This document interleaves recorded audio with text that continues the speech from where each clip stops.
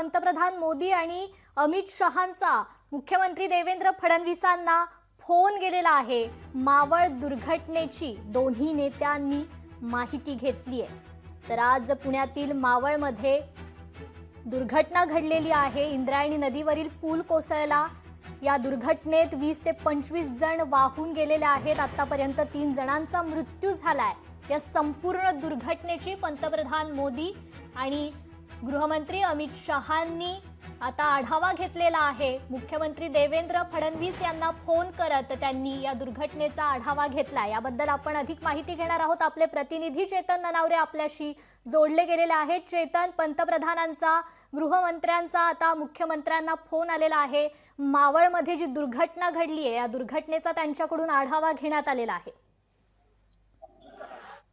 ही दुर्घटना पाहिल्यास त्याची गांभीर्यता लक्षात येतं आणि याच पार्श्वभूमीवरती थेट आता पंतप्रधान नरेंद्र मोदी यांनी मुख्यमंत्र्यांना फोन केलेला आहे। इतकंच नाही तर केंद्रीय गृहमंत्री अमित शहा यांची देखील फोनवरून मुख्यमंत्र्यांसोबत बातचीत झालेली आहे आणि संपूर्ण परिस्थितीची आणि घटनेची माहिती घेतल्यानंतर, बचाव कार्याची माहिती घेतल्यानंतर लागेल ती आवश्यक ती मदत करण्याचं आश्वासन आहे ते आता पंतप्रधानांकडून मुख्यमंत्र्यांना देण्यात आलेलं आहे।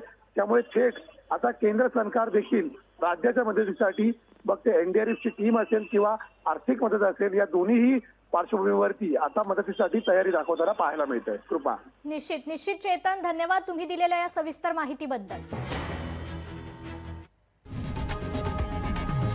लोकशाही मराठी ऐका, पहा, जागरूक रहा।